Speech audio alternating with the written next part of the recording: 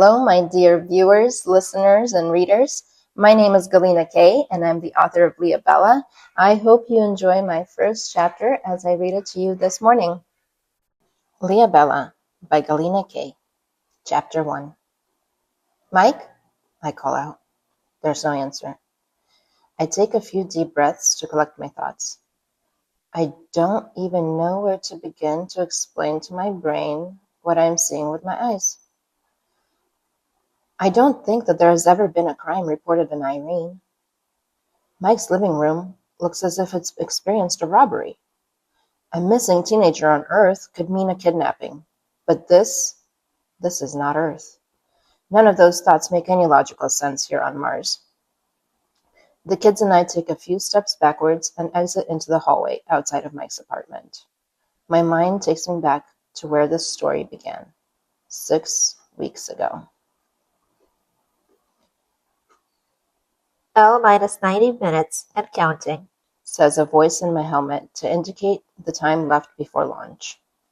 90 minutes. 1 hour and a half. A feeling of eternity in my final minutes on Earth. Some astronauts say that the launch simulator for the tourists at the Kennedy Space Center in Cape Canaveral, Florida, is very similar to the feeling of an actual shuttle launch. Those astronauts must have done this more than once.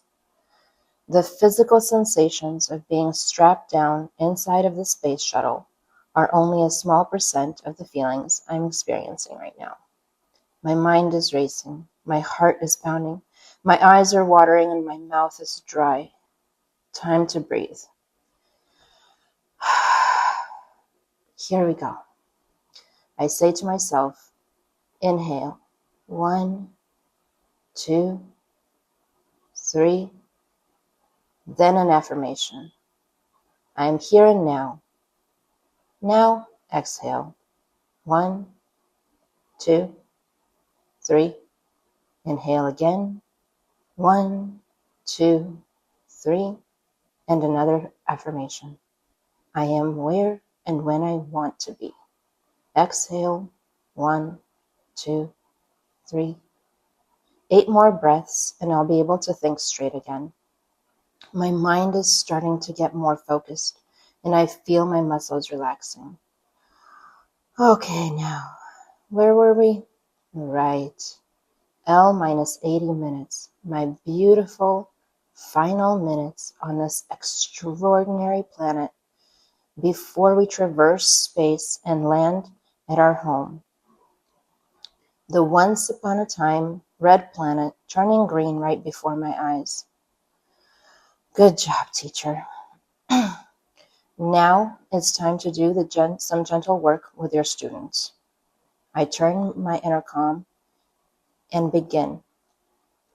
Hello, my wonderful astronauts. This is your teacher speaking. Let's take a moment to focus on our breathing and center our minds.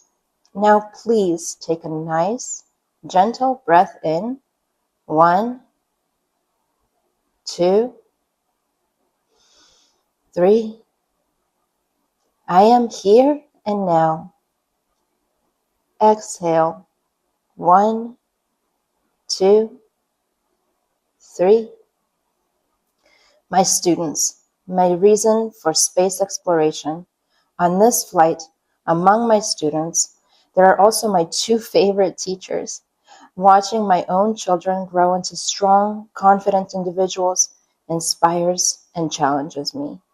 As a parent, to be better than I ever thought possible. I push myself harder, win more often, reach higher. They challenge me to challenge them. My children are my greatest teachers. The circle of life. I make an attempt to shift in my seat, but I'm strapped in so tightly it feels like I'm shifting in my own skin.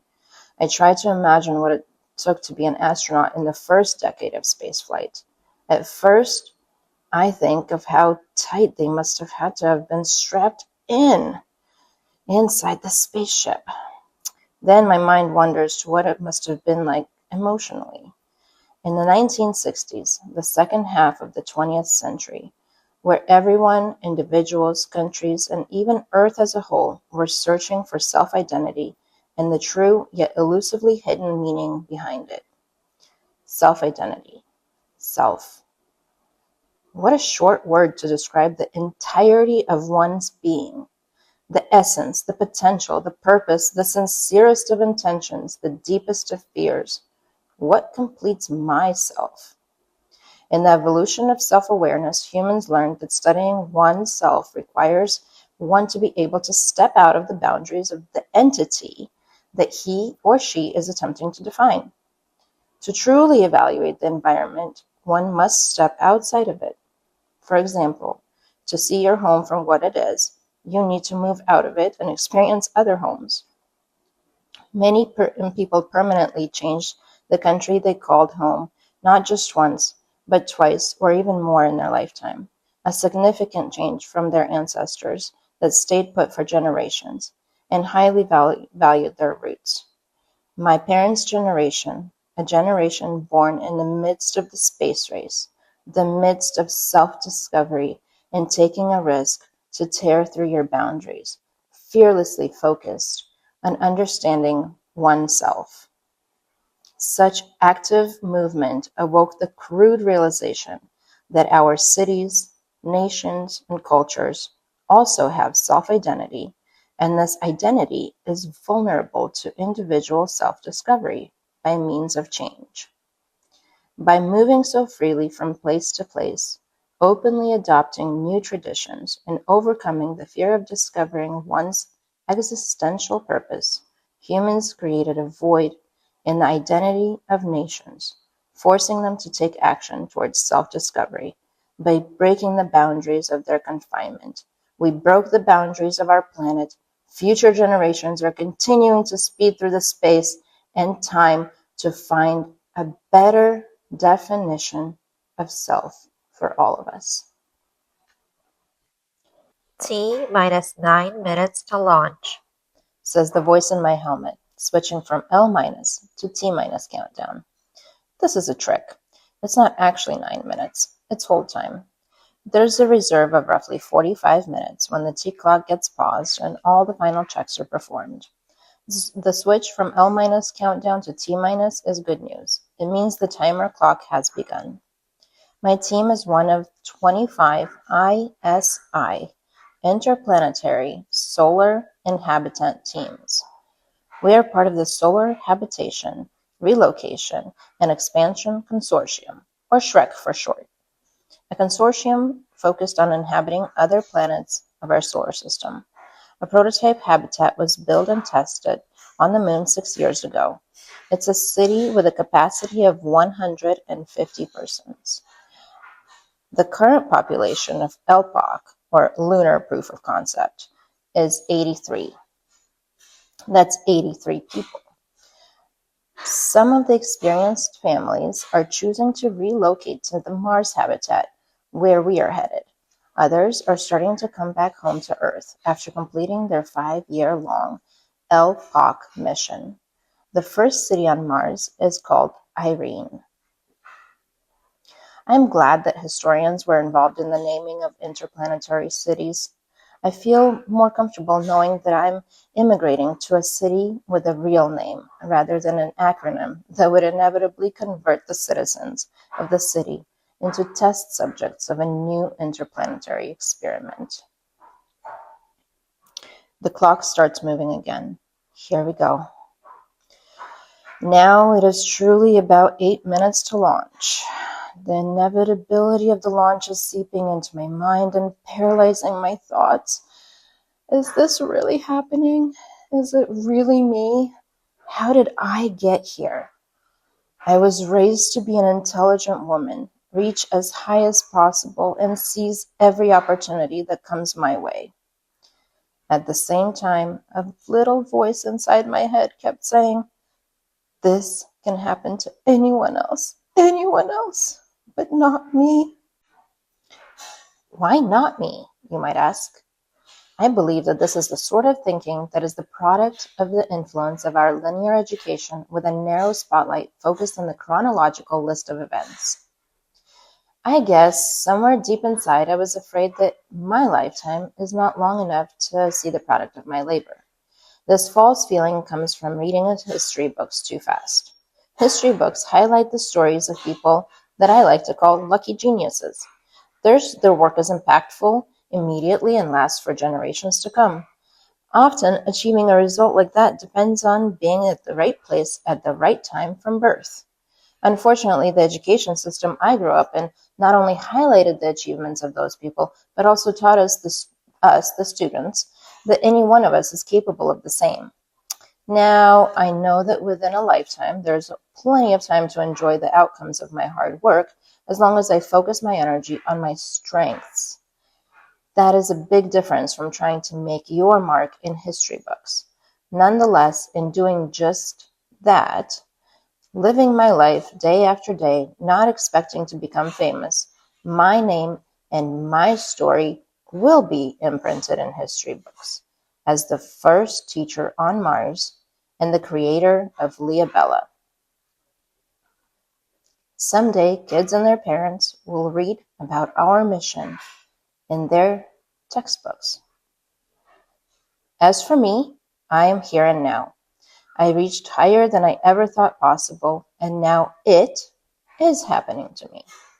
The mystery and the romance surrounding space travel pulsates as a layer just under my skin. It is something that I simultaneously never thought possible for myself and also knew I could never live without. I am an astronaut. I didn't become an astronaut. I was born one. The voice inside my helmet interrupts my thoughts, and once more, T minus 5 minutes to launch. and immediately after, Dr. Kislin, may I go to the bathroom? Jokes Cameron. That's right. My name is Dr. Elpia Kislin. My parents wanted to name me after the Greek goddess of hope, Elpis. I am very grateful to my mom for making it even prettier and more feminine by changing the last letter S in Elpis to Elpia with an A, with the emphasis still on the I. I like the sound of that better. At some point when I was a preteen, my friends started calling me Ellie, and it stuck. Now my friends and colleagues call me Ellie. My students call me Dr. Kislin. And I reply, haha, sure, Cameron, but you'll have to sit in it for a little while, my love, I reply. I love my beautiful, wonderful, amazing astronauts. They have such an incredible sense of humor and an unusual way to ease the tense moment. It is unbelievable that these amazing humans are just kids. They're children born into a living, breathing world of wonder and love. This generation has an impeccable ability to know and feel not only just themselves, but us, their parents. They love us with beautiful, colorful, unconditional love, a gift we could only dream to give to our parents in our old, demanding, fast-paced, blame-driven reality. Not further back than 20 years ago, the way to find inner peace was to go to a psychologist and find how every one of your current bothers stems from a mistake that your parents and their parents had made. How can one love their parent unconditionally after such a careful brainwashing? I am glad that our culture took a turn towards self-discovery and self-identity through acceptance. Thank you, video games and alternative reality. Well, at least for me, I will be grateful to those interesting and creative worlds that taught my kids at a very young age that acceptance of one's current reality is the first step towards progress. T minus 10, 9, 8, 7. Here we go. I sink into the vibrations of the spaceship, and we unite to conquer Earth's gravity and break through the atmosphere of the only hope I have ever known. In this moment of truth, I close my eyes and visualize myself strapped in the seat, the unity of my body with the ship, and simultaneously the image of the rocket lifting us off the ground, creating a firework of celebration of human achievement.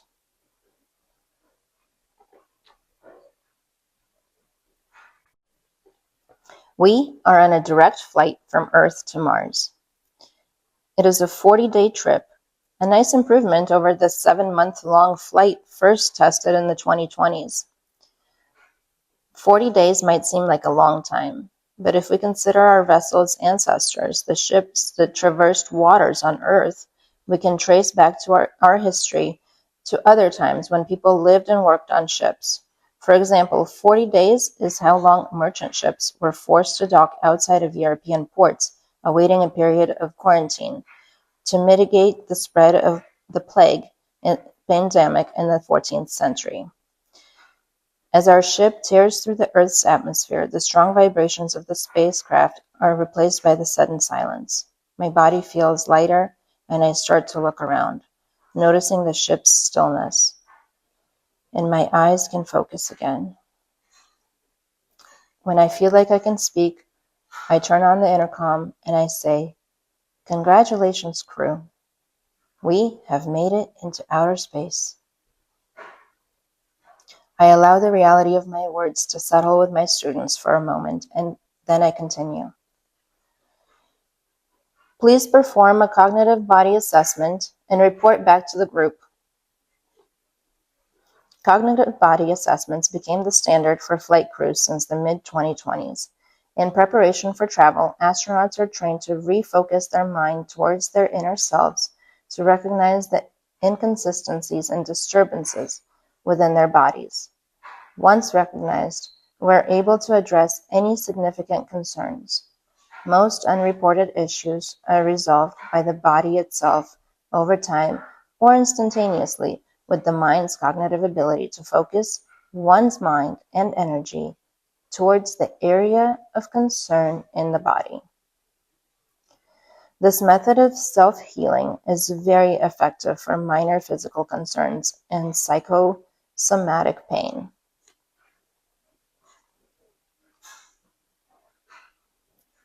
I hear in my intercom, "Jennifer Anderson, I am balanced." "Thank you, Jenny. Nice job. Welcome to outer space." Cameron Williams Sebastian, "Balanced and ready." "Great, Cam. How was your bathroom break?" Imaginary, he laughs. Vieira Nicole Kislin, "Balanced." "Nice job, Via." Michael Collins, "Balanced and ready." "Excellent, Mike. Thank you." Andrew Neo Kislin, "Balanced." Is everyone else seeing this? I look over at the view opening in our ship's window and see the Earth from a never-before-reachable altitude. Thank you, Drew. This is truly incredible. As always, Drew notices something amazing and has to share it with the entire group.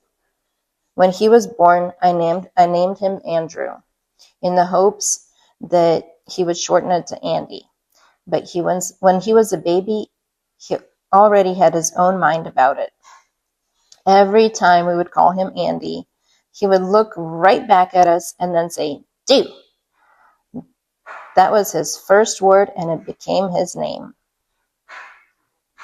He has been Drew ever since then. Trinity Warlovsky, "Balanced and happy." Thank you, Trish. Nice job.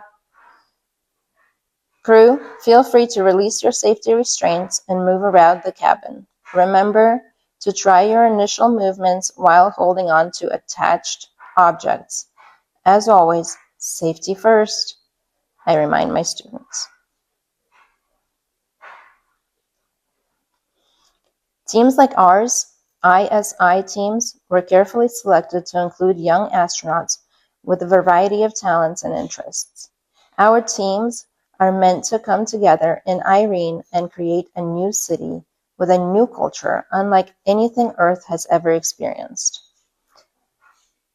In our many trainings in preparation for the mission, we learned how to work together, live together, and most importantly, learn together. Historically, schools focused on transferring knowledge, but few of them focused on how to teach a person to seek out the lessons and learn through creation.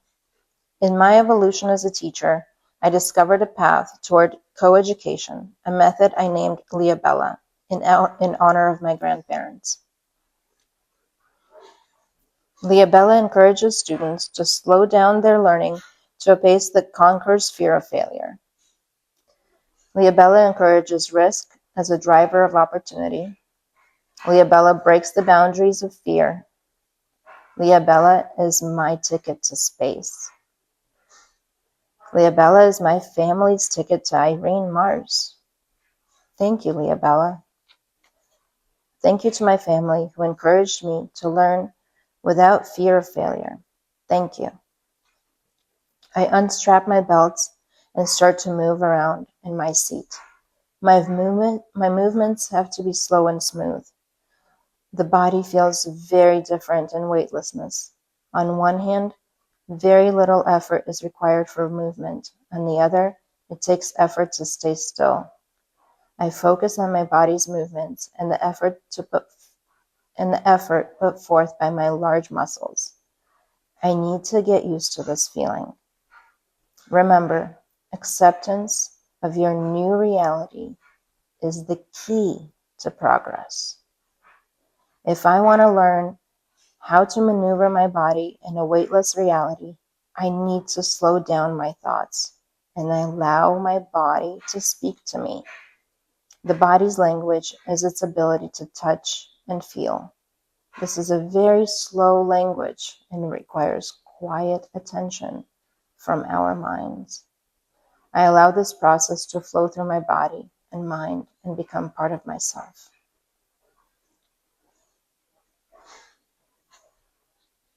After a couple of hours of practicing movement, we gather in for our second lesson in space.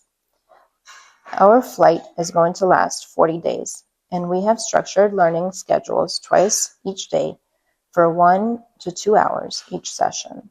My lessons are focused on expanding the students' minds to new opportunities, while I also learn from more standard textbooks and video recordings between our lessons. Our first lesson is composed of 2 parts that we are to execute simultaneously. Now, kids, please find your canvases and paintbrushes.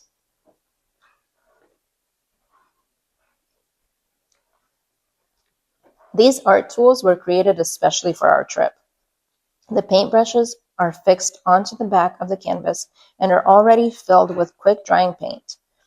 Bristles can be retracted and expanded to change the shape and size of the brush, allowing the flexibility in size and color of the painted lines. Dr. Kislin, why do we need to use these paintbrushes and canvases to paint? Someone had to create these very expensive tools for us when we could have just simply used our personal tablets to create this art, asks Jenny. Right. Why such complexity in the era of computers? Why not simply create our art on the screen, where the colors can be mixed and matched, lines can be thinner and thicker, and selected to the exact shape that I want them to be? Speaks up Cameron. Great question, class. Any ideas for the answer? I look around the cabin. Everyone is quiet. I continue. The answer is all about how our brains develop. When we create by telling the computer or others what to do, we are in the process of creating through engineering and carefully managing. In this lesson, we will be working on creating using our own physical abilities, which are very different in weightlessness than they are when gravity is affecting our muscles. We challenge ourselves to paint what we visualize in very different conditions than what our body is usually experiencing. We will create mistakes and then learn to use those imperfections to create a piece of art. Through repetition, this mechanism teaches our subconscious minds that it is okay to make mistakes because later they can be used to our advantage. Does that answer your questions? I explained. Yes, thank you, Dr. Kislin, replies Jenny. I still don't get why we need imperfections if we can make something perfect in the first place, admits Cameron. Why do we have to paint anything at all? Can't we just have a discussion? Inquires Mike. Because words are the source of misunderstandings, quotes Jenny. Einstein, proposes Mike. No, she giggles in her usual manner when someone ventures a guess and misses.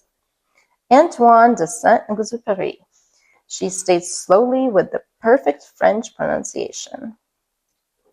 And everyone giggles in support of her masterful expression of knowledge and wisdom. Jenny loves to read and easily memorizes interesting quotes. She also has a talent for recalling them in just the right moment. I'm still struggling to get on board, admits Cameron. I'm having trouble with this too, says Via. Let's give it a try and see if we can enjoy making mistakes and fixing them, she proposes. She looks over to Cameron to see if he's with her for the experiment. All right, let's get started then. I smile at both of them. Fix your canvases onto the mounted easels, and let's begin our lesson. Today, we're going to paint our interpretation of the home that we have left. Our topic of verbal discussion is my inner home. I start the lesson. One of the many techniques I borrowed for Leobela from its educational predecessors is developing the right and left parts of our brain simultaneously. A focused discussion while working with your hands teaches the mind to rapidly and smoothly transition between tasks. As far as our current science knows, switching between tasks is as close as one can get to multitasking. Today's topic of discussion was chosen carefully. Finding your inner home allows for freedom of the physical being. I can be anywhere and feel at home as long as my home is within me. My class is ready and I give the first assignment. Let's focus our eyes on the view of the earth, which we can see through the large window as we open the outer protective shield of our ship. I continue the explanation. The shield moves, opening a wider view of the space and our planet. Please take your brushes and start working on the background. Take 3 deep, cleansing breaths and begin your first strokes on the canvas. Don't be shy. This is your canvas, your mind's world, and it can't be wrong. I watch my students as they prepare for their first art project in outer space. They look focused, but their eyes are full of wonder and light. It is incredible that these young artists, poets, and scientists are so adaptive and courageous. I'm proud of my students. I'm proud of Leobela. I am proud of myself. The group starts to make slow, smooth movements in the microgravity to take their first paintbrush. Jennifer's brush slips out of her hand and falls just out of her reach towards Cameron. Cam turns around and bounces the brush back to her with the palm of his hand, like a small volleyball. Here's the real proof of strength within these kids. They can turn anything into a game, an exchange of fun between them. No hard feelings, no embarrassment, just fun. They are so good at having fun. How do we preserve this ability in them for as long as possible? Everyone is set in front of their workstations. I watch as the group starts to make their first strokes on their blank canvases and asks, who would like to start our discussion? Remember, the topic is my inner home. I'll start, Michael calls out. I want to start by asking, what do you mean by my inner home? I understand creating a protection and comfort where you land, but to me, that is still a home outside of myself. How do I create a home within? Great question, Michael. Does anyone want to share a response? I call out to the class. Drew looks up from his canvas. I imagine my inner home as a place inside my heart where I welcome people that are dear to me. People and pets, all living things, calls out Via. Not just living things, responds Cameron, all things that I love in my heart. So if you keep a space inside your heart for things that you love, then your heart becomes the protective home around your imaginary world, Michael clarifies. I watch my team as they create a definition around a concept that hadn't even existed an hour ago. My curiosity is endless as I watch them formulate new thoughts, new worlds. We continue our lesson, and the discussion is growing around what is dear to each of us. I am impressed with just how much can fit into these little beating hearts. After the discussion, the students share their paintings. They're all different. Mike's is more impressionist, with the Earth in the distance and Mars appearing closer to us. Via's looks like a room painted inside of a large heart. Her painting has many details. Trish's painting makes us all pause. Trish, tell us about your painting, I request. I call it Whisper of the Morning Stars, she says dreamily. That's interesting. The way the stars are presented in your painting, it does seem as if they're whispering. What are they whispering about, I wonder? About everything. They are home. I represented the home we left behind as stars who see everything and have a lot to whisper about, she explains. That's beautiful. Very imaginative, I reflect. What a great first lesson. Excellent first day in space. After the lesson, we all gather for an evening social hour. Dinner comes in special packages, so we don't sit at a table and eat like most people would in the evenings, but we preserve the tradition of socializing after a hard day of work. The group is mostly talking amongst themselves and sharing their impressions of the launch, how different it was from what they had imagined after all the trainings. Children and young adults are very observant and curious about the world around them and their bodies' and minds' reaction to the world. Through working with young minds for many years, I have learned to use that curiosity to fine-tune their learning. When I catch a wave of a child's curiosity, I don't have to work as hard to teach them something. It's not an easy task to catch the wave of thought. I must really listen and be willing to put in the hard work to change my own mind about the focus of the lesson. In Leobela, we have turned teaching and learning into a circular process between the teacher and the student, where the teacher learns the student before he or she can teach their lesson. Thank you for staying tuned for the first chapter of Leobela. I invite you to dialogue with me on my channel. Please fill out the form that's attached below. My first dialogue is going to happen next Saturday, January 17th at 11 o'clock with a surprise guest. Please join me either live or afterwards, and I would love to hear your comments. Please put your comments below the videos. Thank you.